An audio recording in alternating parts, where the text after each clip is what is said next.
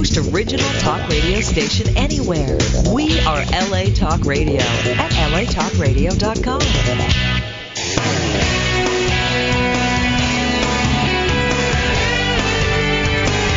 You're listening to The Bruce Montalvo Show, right here on LA Talk Radio.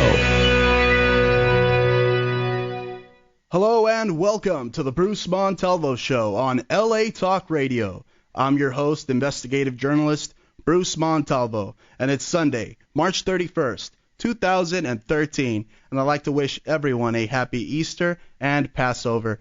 Ladies and gentlemen, we are broadcasting from the beautiful city of Los Angeles here in Los Angeles, California. You can listen to us on the station that leaves no listener behind. That's KCAA 1050 AM, NBC News Radio, and you could be sure to go to kcaaradio.com, and also be sure to listen to us on the Guerrilla Media Network. That's guerrillamedianetwork.com. Now, ladies and gentlemen, my guest on today's broadcast really needs no introduction. She is a veteran activist, having founded the Bohemian Grove Action Network. Her activism started, ladies and gentlemen, in the 1960s with the Civil Rights Movement, and the founding of the network in the 1980s. She has since worked alongside other protesters in the Occupy movement and helped many journalists, such as myself, get exposure, who have devoted their time and effort to exposing the 1%. Now, ladies and gentlemen, please welcome my good friend and the founder of the Bohemian Grove Action Network. Ladies and gentlemen, please welcome Mary Moore to the broadcast. Hello, Mary. Thank you for joining us today. Well, thank you for having me, Bruce. It's great to have you on. Now, Mary, tell our listening audience that's never heard of the Bohemian Grove, tell them a little bit about this two-week encampment for the world's power elite. Well, it's probably there are many places where the elites of this world gather and have for years, but this is probably the longest running gathering. It's from the 1880s is when it started. Right. And it starts with a very bizarre ceremony, which usually catches people's attention, called the cremation of care. Mm-hmm. These are the men who claim that they carry the cares of the world around on their backs. Some of us would disagree with that. But they feel that in order to have a 2-week vacation, which is really what this is, it's always the last 2 weeks of July that they gather in Monte Rio at a place called Bohemian Grove, and that they have to burn dull care in order to put down their cares and have a good time. Right. Symbolically, it's a very it's ridden with all kinds of interpretations, let me put it that way. And I would like to say to anybody after this interview is over, if you do go to Google Bohemian Grove, you will find various approaches to exposing them. We are not the Alex Jones conspiracy folks. We are the people who are trying to make the point that these men are making every day, twice a day, public policy talks they call the lakeside talks. And they're often talks that are of no importance at all, but often they are major speakers, which are basically public policy talks without any public scrutiny. Right. So that is what we have focused on. We are more concerned about their impact on the outside world than whether they're running around up there in pink tutus and all the other things that are alleged to be there for them to be doing. Right. Now, the group was founded in the 1870s, I believe, right, by a very mysterious man by the name of Henry Edwards, I believe? Well, the beginning of it, we don't spend a lot of time on because it wasn't really until the 1920s that the big names, they've always been men of wealth. Right. But, people like Mark Twain, people that, had a little, maybe rich bohemians, had a little of that bohemian fight against the system in them. But it wasn't until the 20s when people like Hearst came in. There's kind of a symbiotic relationship between the arts and money. A lot of people that focus on the theater and painting and stuff like that are usually don't have a lot of money until they get very successful. So they need sponsors, which is where the money people come in. And so there's kind of that relationship. Well, by the 1920s, the Bohemian Club was less bohemian and much more moneyed, and it's gotten worse ever since. So we don't focus a lot on the original. I got you.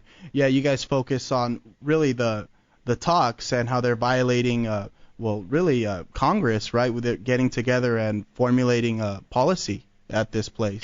And we also focus a lot of attention on the various camps. There's 127 separate camps in this grove. They have allegedly about 2,000 members. Now, obviously, not all the members come at the same time. Right. Each member is allowed every summer to bring a guest. So that would mean that if they all were there at the same time, 4,000 people. But for a lot of these men, they're busy out destroying the universe, exactly. And they don't have time to come. So often the real big ones don't come until they deliver a lakeside talk.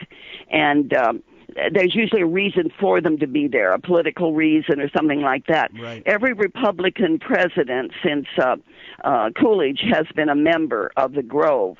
However, the sitting presidents seldom come because the security and all of that they'd have to put up with. That doesn't mean it's never happened. It's just not common for a sitting president. But, boy, people like Henry Kissinger are, very enthusiastic fans of this group, and they come all the time. He's part of Mandalay, right? Go ahead. He's part Pardon? of the... Sorry, Mary, he's part of the Mandalay camp, right? Well, thank you for that. I was about to explain the pecking order within the camps. Like I said, there's 127 camps. Some of them are of no importance at all. They're what they call men of use, and that would fall into the musicians. I'll get into a little bit of that further on. Right. But the Mandalay camp that you mentioned is one of the most prestigious. Another one would be Hillbillies Camp. The names are kind of ridiculous, so, right. try to bear with me. That would have been the Bush camp. Another one, Owl's Nest. That would be Ronald Reagan's camp. Richard Nixon was, you'll love this, Caveman Camp. So it's all kind of silly, and we try to let people understand that often these camps reflect the circles these men run in. Right. Absolutely. I've stated many times that it's like a sick and twisted playground for the elite, right, Mary? Yeah, it's where they can get away, they feel, from public scrutiny, which is kind of where we come in. We started in 1980. If anything, we can put that public scrutiny piece back by being outside the gates. They don't like the attention. They really don't like the attention. I'm sure maybe some egos get stroked by it, but they'd rather that they could just recreate in peace and quiet. Exactly. So the one thing we can do, but we don't just stand there and protest. There's a purpose. We're trying. The whole point, our whole goal has always been to educate the public about how the system works. It's not the way you learned it in civics. We can't just elect representatives and assume that they aren't going to get corrupt from access to money and power. Right. And and there's the degrees of how that corruption works, but it's not that complicated. I probably don't need to explain that to your listeners. Oh, right. It's just a way in other words, we're using them to make a point. We're not trying to get them to go away. We're not trying to get them to shut down the Grove. There would be no point in that. They would simply go somewhere else. Right. So we just use them to make the point about, folks, this is how decision-making happens. The ideas get floated, and the next year you start to see often in many cases, you see the implementation of those ideas. For example, what we're making a book. This gives me a chance to get this out. We are in the process of creating a book, which should be done by July, that is going to feature on 33 years of the Lakeside Talks. Wow. I found in my archives the complete transcript of Caspar Weinberger's speech in 1981. He was, as the older people will remember, the defense secretary for Ronald Reagan at the time. His speech was on rearming America. That was in 1981. By 1982, the arms buildup had begun. It's a perfect example of the point we're making. It's certainly not the case in all the speeches, but there's enough of them. For example, in 1997, Supreme Court Justice Scalia, the people who aren't supposed to even be involved in politics, spoke up there on church, state, and the Constitution. Well, now, wouldn't you love to know what he said about that? Yeah, absolutely. Absolutely. That's going to be in your book, right? Yes. Excellent. So we don't know. We very seldom get the only speeches we've ever gotten the transcript of is that Caspar Weinberger one I just mentioned and a partial one of Henry Kissinger's. They don't share that with us. Mm-hmm. So mostly, but it's bad enough to just know who it is and what the subject is, and it kind of makes the point. If people do go to, we have a couple of websites, but if they do go to SonomaCountyFreePress.com and click on the highlights of the Lakeside Talks, those are just some examples from 1980 through 2000 that people can get an idea. And it kind of makes the case all by itself. Really, it does. Now, Mary, you came out of retirement last year to organize the Creation of Care, as you guys dubbed it, the Creation of Care March. Now, tell our listening audience about that march and your interview. Well, actually, the Creation of Care was an event. The march got somewhat hijacked by some right-wingers that of the Alex Jones persuasion. I am not very fond of this man. He's a little crazy, very... I guess he calls himself libertarian, but I think that's a shame for real libertarians. But he has all kinds of conspiracy theories, right. And that's so why we I don't, took offense, Mary, to their public trashing of what was supposed to be a peaceful protest. And that man that we're referring to, ladies and gentlemen, is Mark Dice, a complete... That's correct. Forgive my language, Mary, but a complete ass. You know what I mean? He just made a complete No, they were very mockery homophobic. They did not represent us at all. But the main day was the Creation of Care was actually a 6-hour event that was in one place, in just about a mile away from the Grove, where we brought our own people in. We had the Fukushima mothers, which will tear your heart out if you listen to them. These are mothers from the most affected, radiated places in Japan, and they came all the way over. This delegation came from Japan, and they spoke. And we had Cindy Sheehan come. She spoke. Right. We had the Code Pink women talking about drones. We're in the process right now of connecting who makes the drones to the membership list of the Grove, which we've had for several years. So that's the kind of thing we're interested in doing, is just making these conspiracy theories about they're burning babies at the Cremation of Care and they have underground sex. I mean, they're just silly, and they really undermine the work we're trying to do. Really, and I've heard you state many times that you wouldn't have the information that you have if it wasn't for your connections from within the Grove, and that's workers inside of the Bohemian Grove. And they will testify maybe back in 1909, before modern times, I would say, maybe some of that occult nature of those rituals they do, the burning of babies, maybe that could have happened in that time. But in present times, these guys wouldn't dare get away with something of that nature. Maybe a effigy, a mock effigies, play or of something of that nature, but definitely not a murder. Well, it's so bizarre that I can understand where people would buy into that, but that's usually people who haven't really thought it through and are maybe a little vulnerable and susceptible to conspiracy theories, you know. So, I mean, to me, the reality is bad enough. We don't need to go conspiracy on it. It's bad enough, just what's going on. So, of course, we have told people about the cremation of care. And by the way, for those who haven't heard any of this before, there's a 40-foot stone owl there that they cremate care at the bottom of it. And for people who, you know, I know this sounds so surprising to people.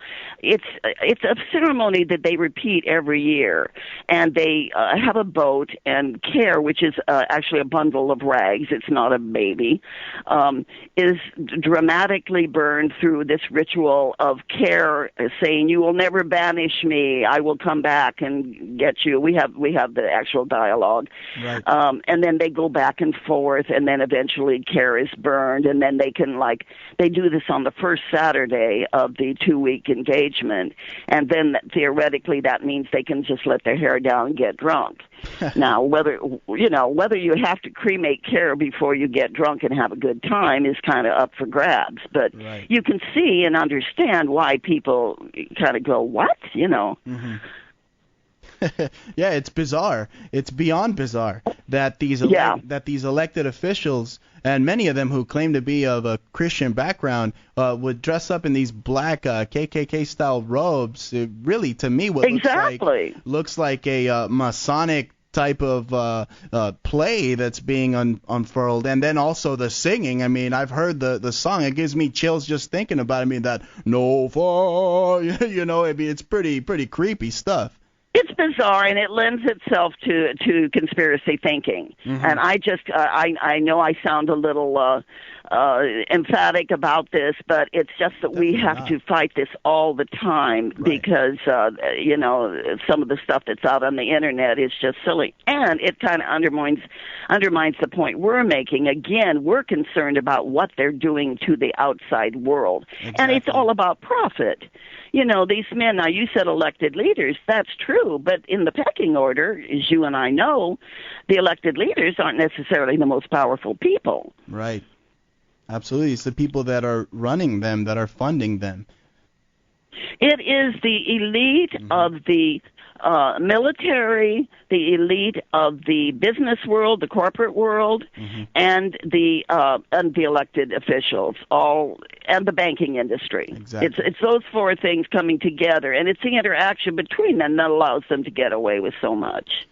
Really, without public scrutiny, like you stated. Exactly. Now, Mary, I loved your wonderful interview on RT News that was titled "Bohemian Grove Mystery Broken Down." Tell our listening audience where they can find it and a little bit about it as well. Well, Bruce, you're going to have to tell them where they can find it. I'm 78. I am not proficient on your medium there. RTnews.com. Just type in Mary Moore, ladies and gentlemen. Great piece. Okay. There you go. Thank you. Now I know where to go. Right. Okay. Right. Tell us about that news piece that you did with RT. They came out. Well, they came out, was it last year or 2 years ago? They came out fairly recently. They've been really on it. I'm impressed with them. They're a relatively new entity. Actually, Russia Today, isn't it? Yes. That the RT stands for. Yeah. No, they've done a lot of good stuff. They came out and did an interview, but, you know, it's another interview. I mean, I can't really single out anything in particular about that one. I think the best piece that was ever done on, well, two of them, was back in 81 or 82, Mother Jones came out. We managed I think it was 81, we managed to get a reporter who was on vacation in Monte Rio, which is where the Grove exists. Right. He was his name was Rick Kloger. He was on vacation, and he came across our demonstration, and he he got all excited because he understood the implications. His wife said, "Don't you dare get involved in this. We're on vacation," And so he called the magazine, and they said, "Go for it." And at that time, we had our Deep Throat in there. He's now sadly deceased, Right. and we got him in there, and the next year in July, they purposely waited a year, so it would be the same year we'd be protesting again. And that was one of the best, and the other one was in '89, Spy Magazine, Right. which we are in the process of putting up on a website. I'll give you, there's two websites. One is kind of in construction right now. Mm-hmm. So those two, now the RT, I'm not saying it wasn't a good interview, but you'll have to remind me if there was something special about that interview, because Right. I'm not remembering. Well, I saw you were just showing a lot of pictures, a lot of information. Yes. You were sharing a lot of information with the reporters regarding the Bohemian Grove and the occult nature behind this place. Yeah. Well, and the pictures say it all, Right.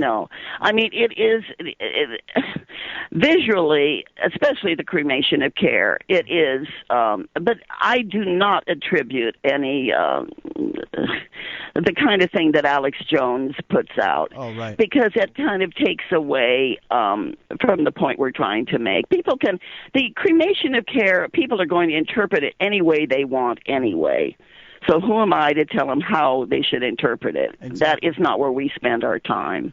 Really, you guys are busy pointing out the fact that it was places such as this one where the global power elite met and came up with the Manhattan Project. Why don't you tell our listening audience? That was in 1942, and that really wasn't, they didn't say we're going to go and invent the atomic bomb. They didn't know that at the time, but they used it. It was off-season. It wasn't in the regular, year, July, but they met up there at the Bohemian Clubhouse, which is shared by all the different camps, and they just had some of the big people who turned out to be the architects of the atomic bomb, and that's how it formed. It was the very first meeting. And again, it was a good, safe place behind closed doors. Mm-hmm. Right. Now, Mary, as I stated earlier, you came out of retirement really to help pass the torch to other worthy protesters, as you've stated. Were you a little I know you were disappointed with those boneheads in the alternative media like Mark Dice and his friends who showed up and made a mockery of your guys' hard work, basically showing up with his idiot friends, crashing the protest. And basically I wanted to go in the trenches and fight on behalf of the honor of the Bohemian Grove Action Network and let him know personally that he was wrong. And I got into contact with him. He states that he wasn't being homophobic, that he was merely referring to Richard Nixon's quote-unquote faggy comments regarding the Grove, in which he stated... Right, that's a very famous quote from Nixon. Right. Yeah. But then again, we see how these counterintelligence operatives, what I really think he is, they show up, and instead of really helping the cause, they make everyone there look like a circus clown. Exactly, but the thing is, the best thing to do about that is they have every right to be there. They can come. Right. What it does for me is all I have to do is point out that they're basically, if you want to do that, go organize your own thing. They're leeching on to somebody else's hard work.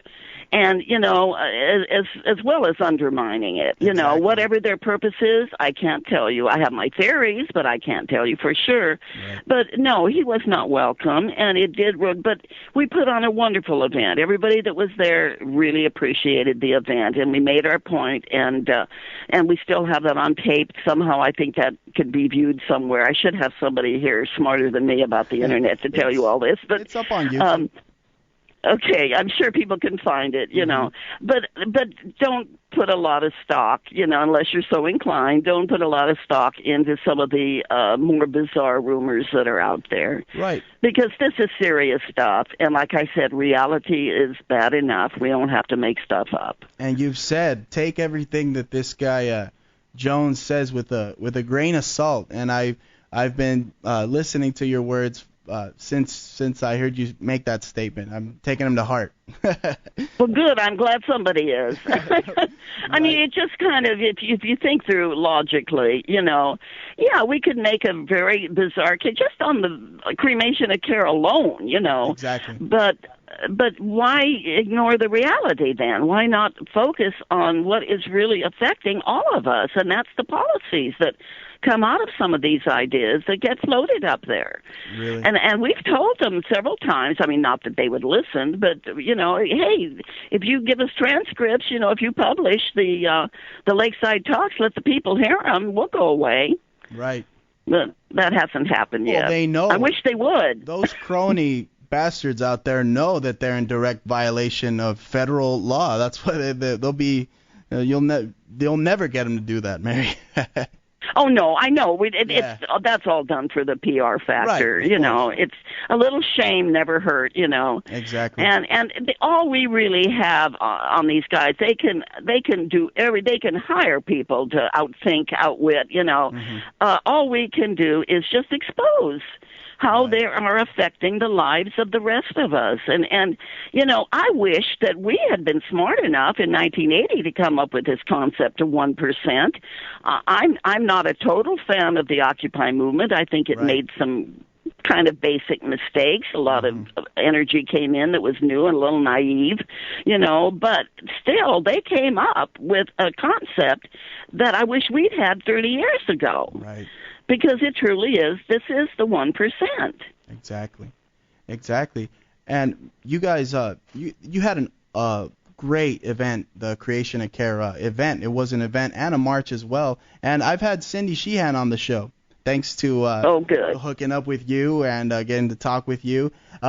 She's been on, and also, I don't know if you've heard, but she's running for governor of California, and is also bike across the U.S. and she's dubbed the Tour de Peace. What are your thoughts on your good friend Cindy Sheehan? I like Cindy a lot. She came, but you know what? I think Cindy's best working outside the system. That's my opinion. I mean, these struggles with third parties, and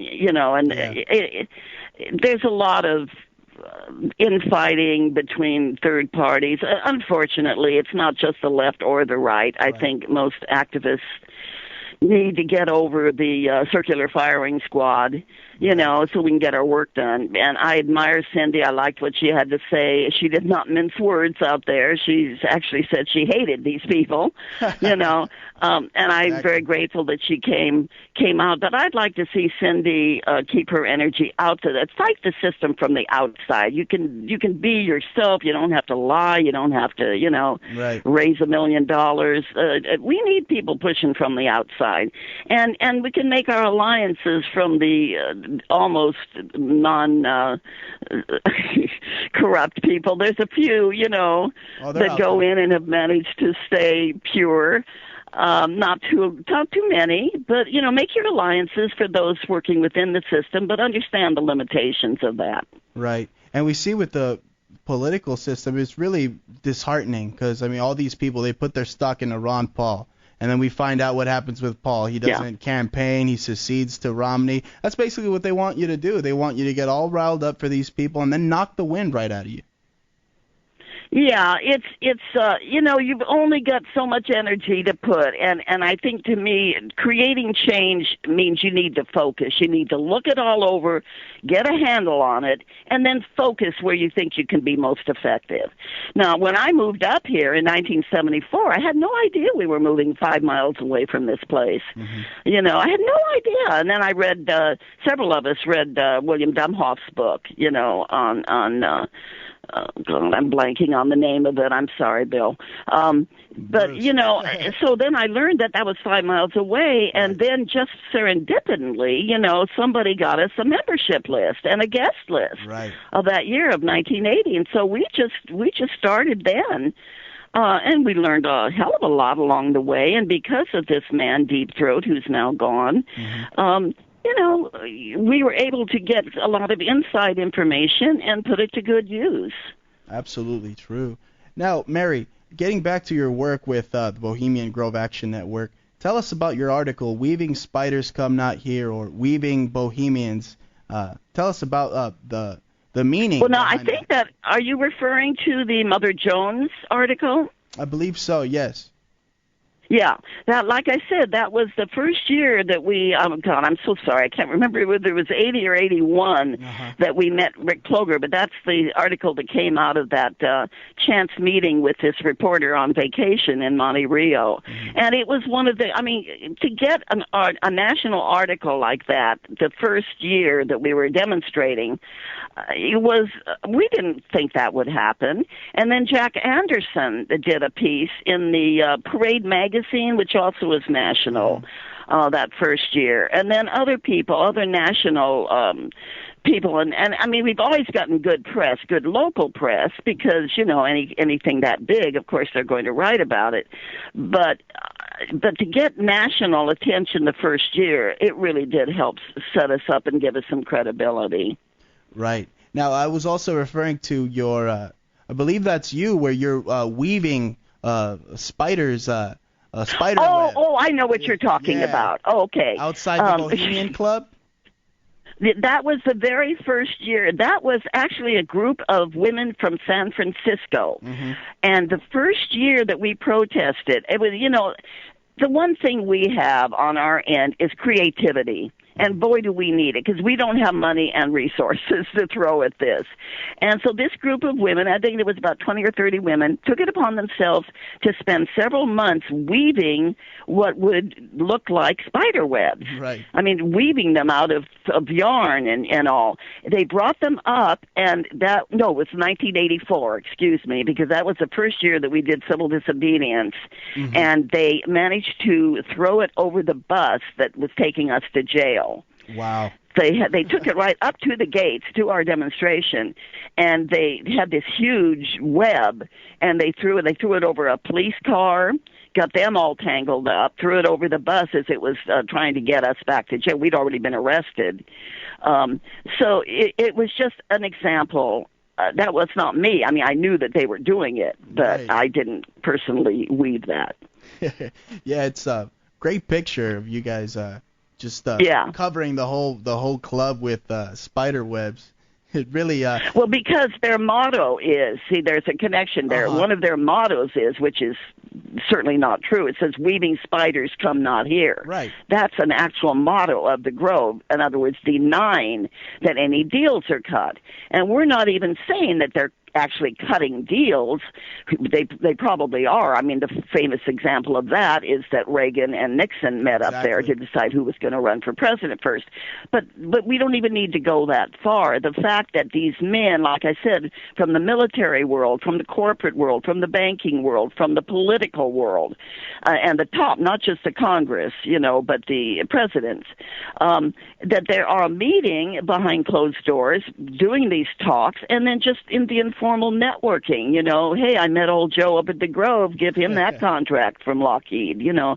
Right. So a lot of that was to make the point that weaving spiders do indeed come there. Whether they cut the deals inside the Grove is almost not even important. The fact is that's where they network. Right, and that's also a quote from Midsummer Night's Dream, right, from Shakespeare. Right, exactly. Yeah, and we mentioned earlier in the broadcast how Bohemian Grove really attracted artists and other people That's right. of that nature, artistic nature. Now, Mary, as we stated, you helped alternative media kingpin gone mad, Alex Jones, supposedly infiltrate the Grove. Since then, do you have any regrets helping him or I do. Of course I do. Mm-hmm. You know, I mean, I've been, over the entire 33 years, I've helped a lot of media people, including the first Mother Jones reporter that, you know, we got right away. I've helped several people get in there, and we've also had other people that work with us that help people get in the back way. I've always helped them get in through, you know, a pass with the help of the employees inside. But another way that we've gotten reporters in, and People Magazine comes to mind for that one, was through the back country. They just hiked in, and we had a couple of guides in our group that knew, where to go and how to do it. And so they would get people in there, and they would just kind of, they couldn't claim to be in any particular camp. Like if somebody asked them what camp, they'd have to be kind of evasive. Right. But they could, be in the dining room and all, and people just assumed they were, Male somebody important. Probably too, right? I heard Joe state that. Go ahead. I'm sorry, I didn't hear the last part. I heard him state that he, in a Russian film, Russian documentary film that he was a part of, he stated that he infiltrated the Grove, and I didn't hear him mention you or give you any accolades, but he said that he went in as a male prostitute, him and I believe John Ronson. Now, you wrote a letter to John Ronson too, right? Can you tell us about that? Yeah, that was another one of the kind of the fringy thing. I'm a grumpy old woman. I just don't have time to deal with fools. And some of these people that go in in my opinion, for the wrong reasons, to get their book published or something like that. And I think John Ronson I believe he was English. And he's another one that contacted, and I did help him. And I think that was the year, I could be wrong, that was the year that Alex came in, that they had connected, I think, in Waco, Texas. He was hanging out with conspiracy theorists, and I sort of resented being put in that company. But it wasn't on message, as they say. It was more that flamboyant kind of sensationalist kind of angle that he was coming from. Right. Now, Mary, it's been widely publicized that many homoerotic activities take place at the Grove. As I just mentioned, Jones tried to get in there saying he was a male prostitute. Now, it also with the fact that they state they actually sacrifice babies there, and as far back as 1909. According to him, yeah. Right. What do you make of the whole thing with that dancer, that male porn star Chad Savage, saying that? Right. Well, again, anybody is entitled to do whatever they want to do. I mean, I can't tell somebody else. I can say how I feel about it, but I can't say go do it. Right. I think that it's an angle that I wouldn't focus on. I mean, there's a lot of gay activity out in the world, and so what? Exactly. And the fact that, to me, it's the hypocrisy of so many people who would be horrified and would probably vote against gay interests, out in the world, but they would, like our Deep Throat used to say, he was a gay man, and he used to say, it's kind of like the master coming down to the slave house, and so there is a gay scene that goes on up there. The point is, why does it have to be hidden? Where's the hypocrisy around this idea, and why are we even getting excited that it's there? Who cares? Exactly. Well, yeah, I mean, no one is against the gay community here, but the thing is, I mean, you have men who are family members who have wives, and they live this secret life, and also they're men of high power. I mean, the military-industrial complex, oil, and it's just bizarre that all this is going on, right? Well, not only that, but they have prostitutes. I mean, AC/DC, whatever your preference is available to you when you're a man of power. Right. So, I mean, while there is a gay scene, there's also a heterosexual scene. Why isn't that put as something deviant? Right. Oh, absolutely true. And again, it's just bizarre how all these allegations have basically come forward in a book about George W. Bush, the whole Chad Savage gate, as I'm dubbing it here, with the ambassador to Poland, Victor Ash. It's just crazy. I don't want to focus just on that, but it's bizarre. No, it's something for me that I just had to put up with, because I get this kind of question, and I just come back to my mantra is, look, we're not focusing on what they're doing in there. You know, Right. boys will be boys. You know, Right. they're men. They've got the money. So whether it's a female prostitute or a male prostitute, you know, they're getting away for a couple of weeks from their families and their responsibilities. I don't think it's okay. It just is. Right. You know, and I don't care whether it's male or female. You know, I'm not going to, that's not what our focus is. They also put on plays up there, and they run around, some of them in pink tutus, because no women are allowed, so therefore some men have to dress in drag, and that's been a big deal according to some media. You know, well, Right. so what? They dress in drag because they're putting on plays and they need women to Right. play Yeah, the part. that's how it was done back in the old times. They'd have young boys, I believe, to play the part of females because they weren't fully, matured yet. Their voices. We've got a great picture from the 40s, and I wish I knew who they were, and I wish I could show it to you somehow, but it is of four bohemians standing there fully in drag, Wow. you know, and it was some play that they were putting on, you know, but again, that's the focus is then on the Grove and what's happening in there. Our focus is on these speeches behind closed doors that affect you and me. Right. You know, and so I have to keep kind of bringing the narrative back to that, Really? that I don't care if they're in pink tutus running around peeing on trees. I mean, it's probably not good for the trees, but you're that right. is one of their famous cliches. You know, they like to pee on trees. Whether that means they feel their penis is as big as a tree, I have no idea. Really, I mean, they're, like you stated, they're grown men, but when they're making policies out there that affect the rest of us without congressional authority, we got to put their feet to the fire. And That's exactly right. also, I mean, like we say, this is America. I mean, you could worship a flying pig that quotes Shakespeare if you want. That's the beautiful thing. But like we stated, if you are violating the Constitution, we will come after you via whether it's left, whether it's right. It doesn't matter, right, Mary?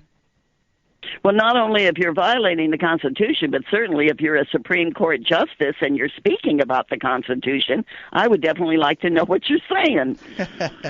Right. Absolutely. Now, Mary, you wrote a letter to Bob Weir, a member of the Grateful Dead. Tell us about that. And letter. to Mickey Hart, And yeah. Mickey Hart. Well, you know, okay, here we go. The opinionated Mary.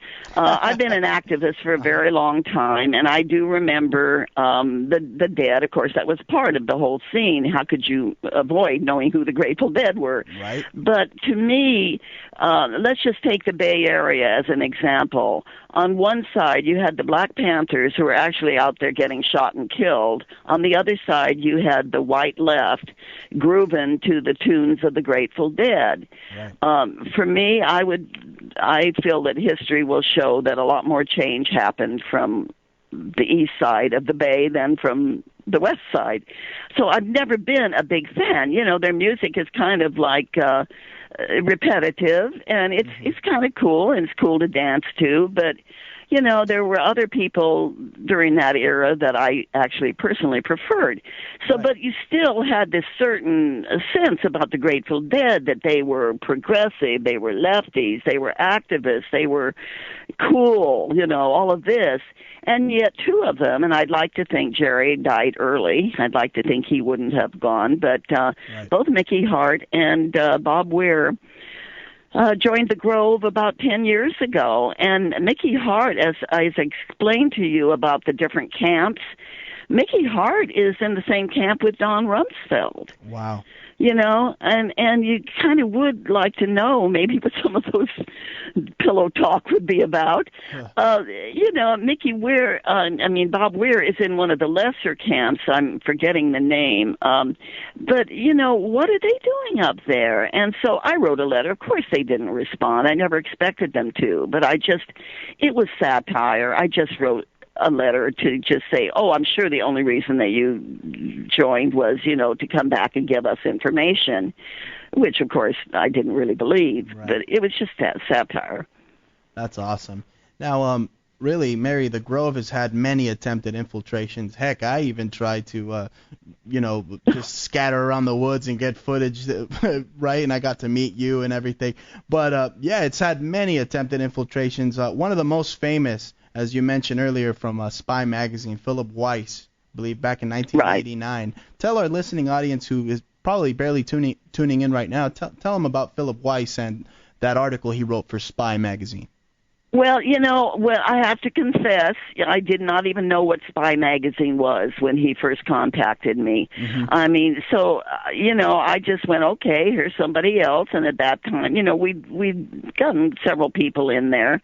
He seemed like a really good guy, but I didn't know that the magazine would throw as much resources toward this story as they did, and they should be commended for that. Right. It's, people can probably Google it, 1989. Oh, do you know the month? Was it? I don't know the month right off the top of my head, but probably 89 is good enough. Mm-hmm. And it was a serious article, and it went into detail about the connections between these different men, how they can help each other, and just everything that I've been saying. It really took it seriously. It didn't dwell on the silly stuff. It dwelt on the serious stuff. And to this day, I still think that the Mother Jones article from 81 and the 89 Spy magazine are two of the best. If you want to know more about it in a serious way, those are the two to look up. Excellent article. I pay homage and tribute to that article a lot. Mary, you stated earlier in the show that you're working on a book. Now, there's also a documentary film, I believe, that was already released titled Bohemian Club, the movie. No, I do not know about that. I do know about Teddy Bears. There is a movie in progress by Bumbershoot Productions, but it's not out yet. Okay. Well, yeah, could you tell us about that Teddy Bears Picnic? Right? Teddy Bears Picnic. Again, if people have been listening, they know that I'm a little cynical on some of the stuff that comes out. This was a Harry Shearer. Most people will know who he is, who does satire. And Teddy Bear's Picnic was about the Grove, and it was, what is the name of the man from Cheers, the guy the heavy-set one that sat on the chair all the time and drank? I'm forgetting his name. But anyway, it starred him and a few other, lesser actors. But it was a spoof, and it really didn't, from my point of view, didn't do much to educate people. It was funny. It was kind of cute, There was a big fire in this movie up there, and they all had to run. Because, this is 2,000 acres in the middle of a redwood forest. Right. I don't think I mentioned that yet. So, it very well could be. But in terms of any kind of deep education, no, it didn't do it. I'm hoping that this next film will, because they have really done a lot of research. Right. And the Bohemian Grove, ladies and gentlemen, if you would like to know where it's located, it's located in the small city of Monte Rio, California, about 70 miles north of San Francisco, right, Mary? That's it. Right. It's 5 miles from my house. And I live on right off of Bohemian Highway. There's a whole highway here that leads up to it from Occidental to Monte Rio and to the Grove, and so that's why it's called. So I've had to live for the last 40 years off of Bohemian Highway. Right. Oh, Mary, I went up there when you came back from retirement to organize that protest. I went up there. Unfortunately, I didn't get to be there with you guys, but I was out driving through the woods, and I got to tell you, I had a crew accompany me. Even my mom went with me, and she took her Bible with her. Okay, that's how she wanted us to get the heck out of there as soon as it got dark. I feel a little bad doing that, but again, I had a security crew with me, a couple of camera people, and then I wanted to take my mom out to San Francisco. Well, it's actually a very beautiful spot. I wrote a piece 20 years ago called "Open Bohemian Grove to the Homeless," right? Which of course was tongue in cheek and satire and all that. Sometimes you got to make your point with humor, Exactly. But it was just the idea that it's 2,000 acres. There's already 127 camps with buildings on them, let them go somewhere else and open it up to make it a homeless encampment, let people, it's a beautiful spot. I mean, the physical beauty is gorgeous. It is. I understand what you're saying about the psychic feeling, but it's a beautiful area. I love living here. Oh, it's very beautiful. I would like to go up there again. Now, Mary, you have stated that one of the most powerful things we as journalists can do is publish the guest list of the Grove. Tell our listening audience about that. Oh, you're getting some good questions because I would have forgotten that angle. Okay, when we first started in 1980, I think for the first 2 or 3 years, they had the guest lists circulating around. What those were, as opposed to the membership lists, were the actual people. See, as I said before, everybody that is a member can bring up one guest, and we, our Deep Throat got us out all the guest lists, and so we had a great time doing research about who was bringing, for example, the outgoing CIA guy then, I think it was McCoy, I'm blanking on the names, brought up the one that was going to be appointed, the new CIA chief. And so things like that, a lot of them you couldn't make a connection, but there was enough information that it was really good research. And then after about 2 or 3 years, when they realized what we were doing, suddenly there were no guest lists circulating among the members. There was one guest list that was put under glass in the security office. Right. And, that kind of stopped us from doing the research, but in a way it was kind of a backhanded compliment, because they didn't want it known who was bringing who. Exactly. Right. No, that's absolutely true. Now, Mary, with the summer encampment, I believe only a couple of months away, will you be organizing a protest this year?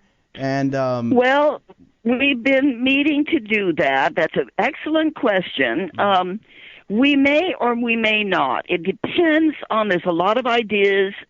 The first few months before we start to get serious, we like to do brainstorming and just float a lot of ideas and see who is attracted to them, because we can't just do the same thing year after year after year. Right.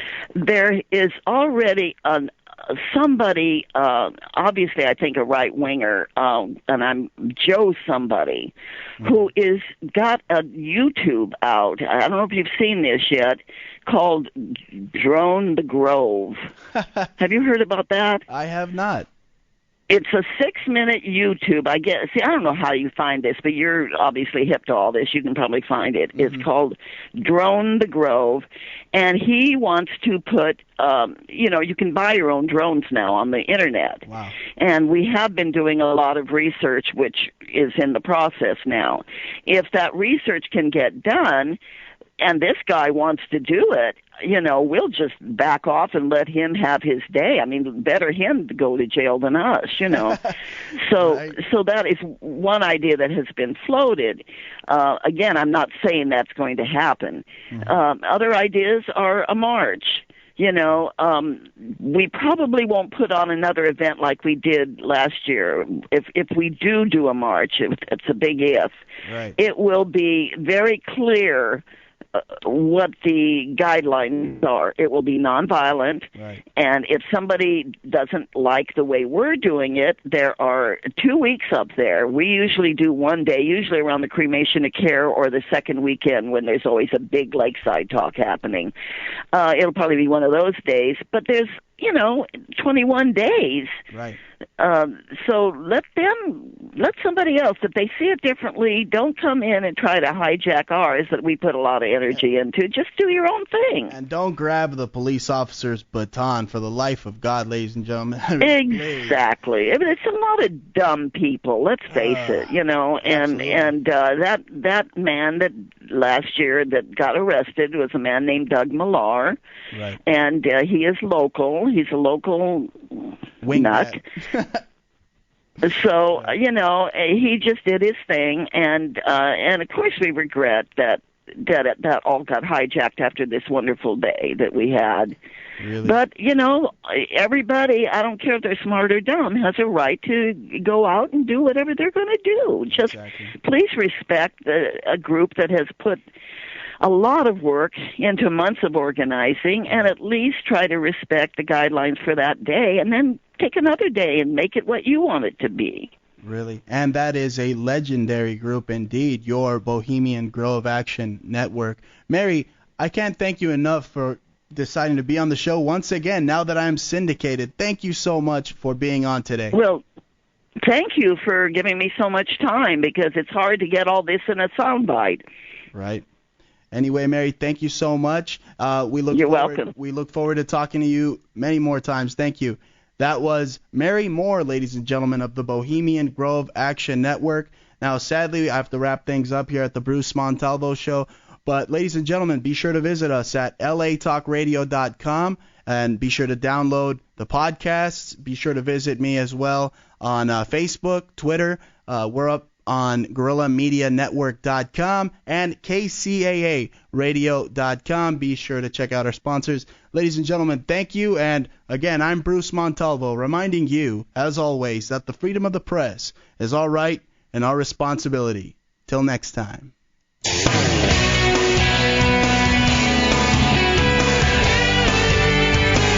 You're listening to The Bruce Montalvo Show, right here on LA Talk Radio.